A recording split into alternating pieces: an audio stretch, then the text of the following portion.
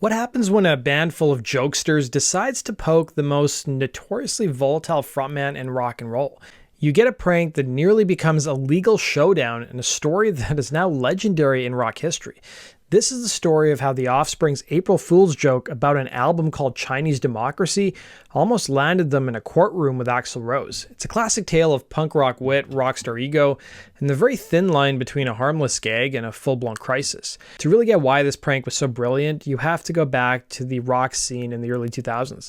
On one side, you had the Offspring. By 2003, they were absolute giants of the punk rock revival. After the massive record-breaking success of their 1994 album Smash, they'd cemented their spot in the mainstream with huge albums like Ixnay on the Hombre and Americana and Conspiracy of One.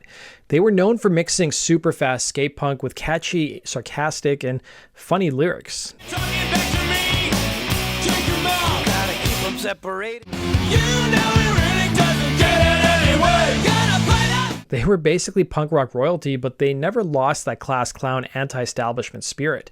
On the other side, we have Axl Rose and Guns N' Roses. Or to be more accurate, Axl Rose and whoever was playing with him under the Guns N' Roses name at that point in time. By 2003, the original lineup was long gone. And for years, though, Axl had been promising a new album. And not just any album, but a masterpiece, a magnum opus he was calling Chinese Democracy. Work on Chinese Democracy supposedly started way back in 1994. By the early 2000s, it had turned into the music industry's most expensive, bloated, and infamous running gag. The budget reportedly soared into the millions. Band members came and went, and release dates were announced and then missed over and over again. In a 1999 interview, Rose tried to explain the title, stating, "There's a lot of Chinese democracy movements. It could also just be like an ironic statement. I don't know. I just like the sound of it."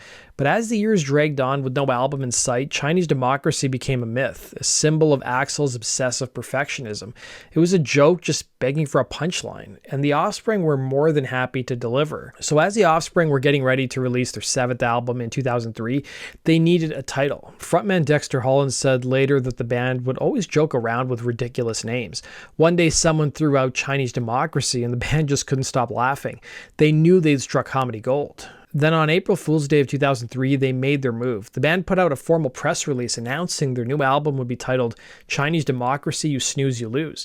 The statement was pure trolling genius. Dexter was quoted as saying, "You snooze, you lose. Axl ripped off my braids, so I ripped off his album title."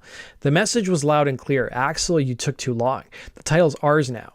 The prank blew up instantly. It was the perfect David versus Goliath story, the fun-loving punks making fun of the reclusive and famously hot-tempered rock god.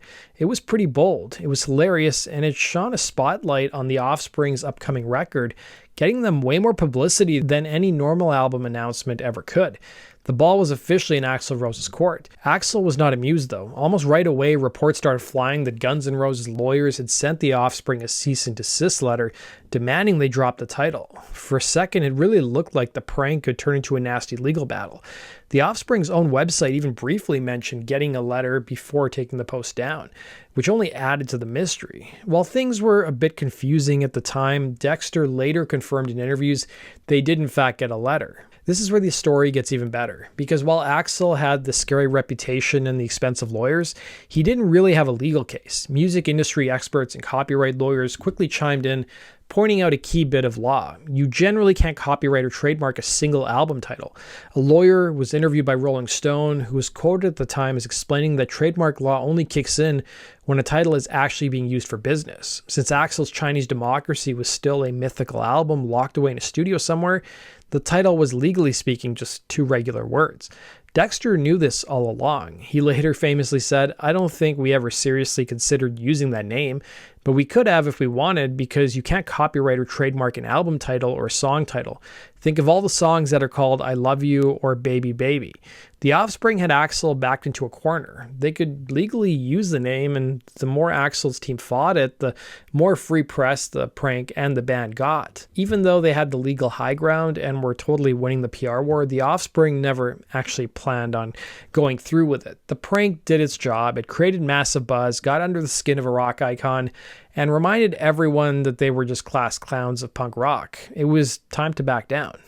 The band officially announced they were dropping the joke title and revealed the real name of their 7th studio album, Splinter. The album came out in December of 2003. It was a pretty big deal for the band since it was their first record without their longtime drummer Ron Welty.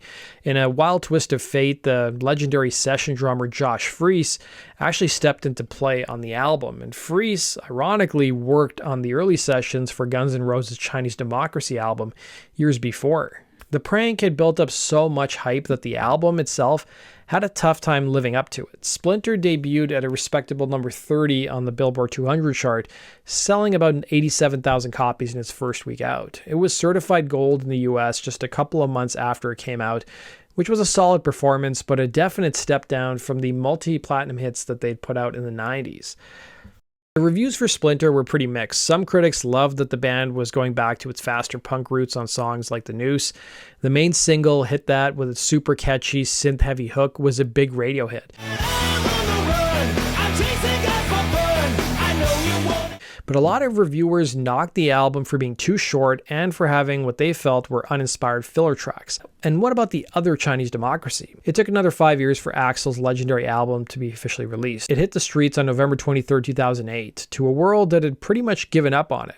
By then, the feud with the Offspring was ancient history, and when asked about it in a 2006 radio interview with Eddie, I Know Everybody in That Band Trunk, Axel just brushed it off, stating, "It doesn't mean anything. It doesn't matter, you know." Years later, the Offspring would joke that the prank had a strange karmic effect on them, noticing the 5-year gap between Splinter and their next album. The Great Chinese Democracy feud of 2003 is still one of the most memorable publicity stunts in modern rock. It was a perfect clash of personalities, Dexter Holland's sharp, witty humor against Axl Rose's legendary temper.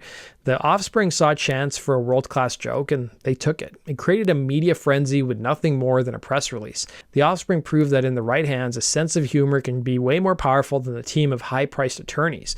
While Splinter might not be remembered as the Offspring's best album, the story of its chaotic, prank-fueled birth has become a true rock and roll legend. What are some of your favorite rock and roll pranks? Let me know in the comments section below. And for more stories from music history, check us out in our next video. Thanks for watching, guys, and we'll see you again at Rock and Roll True Stories 2.